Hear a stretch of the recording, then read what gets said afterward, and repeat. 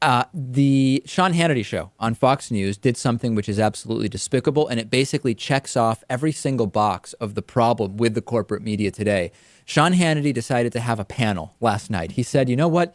Let's get a bunch of black Republicans who don't like Obama in the same room, and we're going to kind of set up this whole thing to talk about how bad President Obama is for minorities and black people. Now, as we know, this is completely not representative of the situation in this country, where African Americans overwhelmingly support President Obama, and the complaints that were kind of elicited from these panelists, this group of black American Republicans on the Sean Hannity show, do not represent anything when it comes to, they don't correlate in any way with the polling that we see nationwide. So we're going to focus specifically on one individual. I thought, to be honest, that this was some kind of SNL skit parodying conservative media's use of black people against progressive values, but it wasn't. This was really the Sean Hannity show. And he brought on an individual named Deneen Borelli. Now, Deneen Borelli is a Fox News contributor, and Sean Hannity had the following conversation with her, and it led to her making the claim that President Obama has a war on black Americans. And again, this is so misleading, because if you're a casual observer, casual consumer of corporate media, you flip around and you say, oh, interesting, Fox News, but just one other news channel, I don't know anything about what Fox News means, has this room of black conservatives, and some of them are angry with Obama. They think Obama is actually has a war on black Americans. Seems legitimate. Let's take a listen. You wrote a book, Blacklash. Yes. In that book, you start out and you say, Google my name. I know you well. I Googled your name. I don't like what I see. Tell people what they'd see if they do that. Well, listen, you're going to see things that I can't even say on your program, but token, traitor, sellout, Aunt Jemima, Uncle Tom. But these are individuals hiding behind their computers instead of debating me on my values and my principles.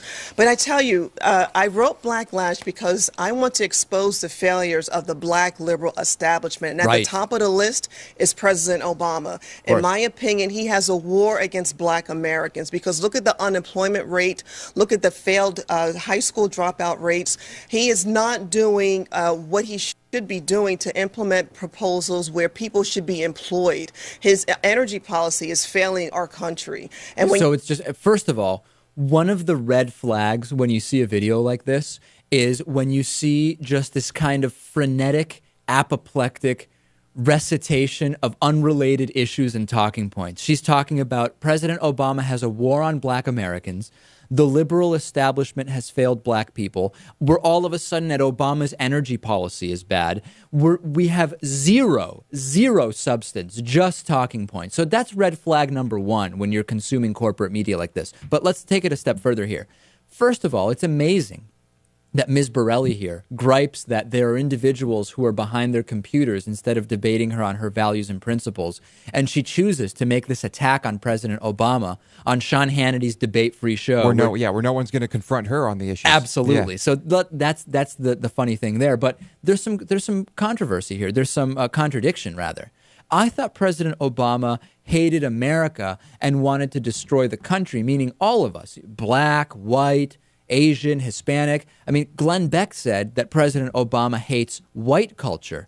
This conspiracy theory contradicts the other conspiracy theories about who does President Obama want to destroy. Is it just black people? Is it white people? Is it people who aren't religious? I can't even keep it straight, Lewis.